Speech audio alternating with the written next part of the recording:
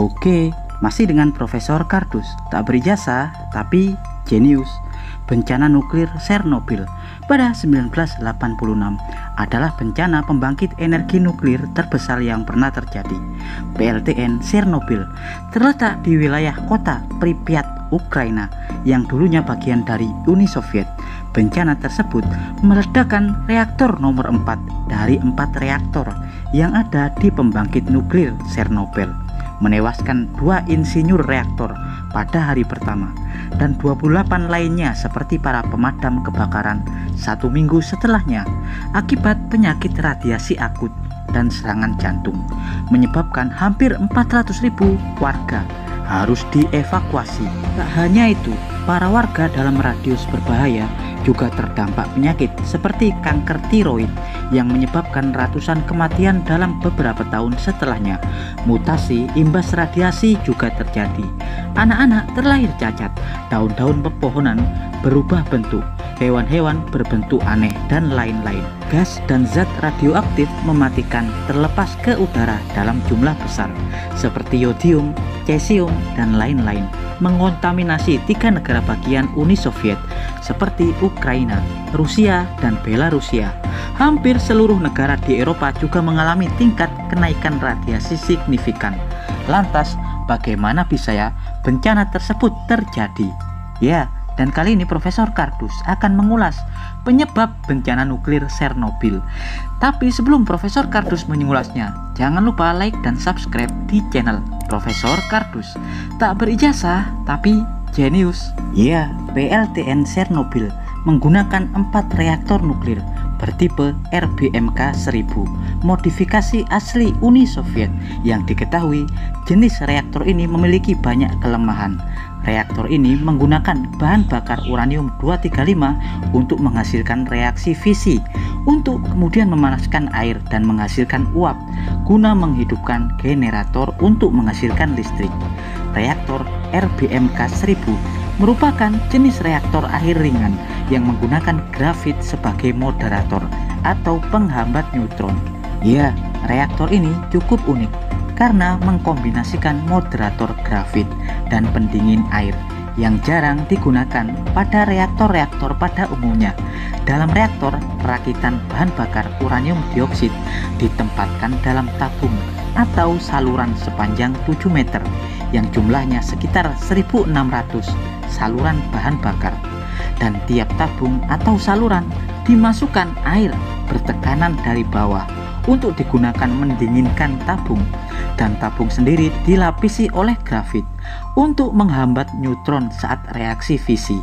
Ya, bencana nuklir Chernobyl, faktanya selain sistem reaktor RBMK yang dinilai beresiko, diketahui kesalahan manusia juga menjadi penyebab utamanya.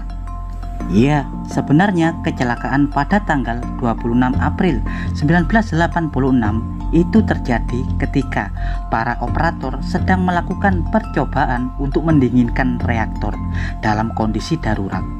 Umumnya reaktor ini menghasilkan 3000 MW listrik yang biasanya digunakan untuk menyuplai kota-kota di Uni Soviet dan juga sebagai kebutuhan energi dalam PLTN itu sendiri.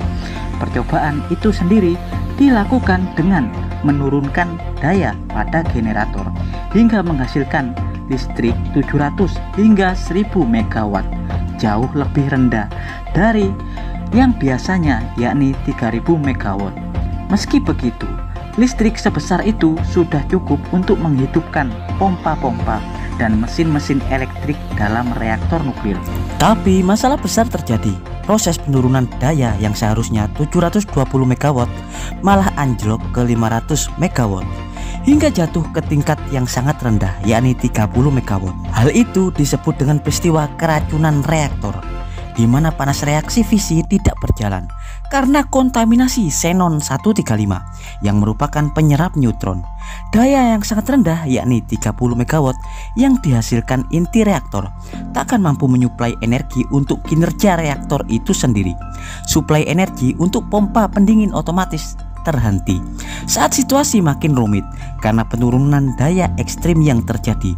Operator kemudian berinisiatif untuk menarik batang kendali atau control rods dari inti reaktor. Ya, control rods atau batang kendali berfungsi untuk mengendalikan reaksi fisi. Batang kendali dapat menyerap kelimpahan neutron yang berlebih. Penarikan banyak batang kendali atau control rods akhirnya sukses untuk meningkatkan daya dari 30 MW menjadi lebih tinggi, yakni sekitar 500 hingga 700 MW. Melihat kondisi inti reaktor dan daya yang sudah cukup stabil, beberapa pompa utama juga telah terkendali.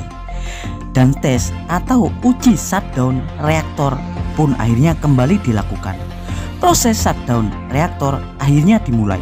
Eksperimen atau percobaan shutdown dilakukan dengan cara mengaktifkan sistem scram. Scram sendiri adalah perintah shutdown otomatis darurat dari reaktor nuklir untuk mengakhiri reaksi fisi di inti reaktor. Aktivasi perintah scram dilakukan dengan cara menekan tombol AZ5 atau EPS5.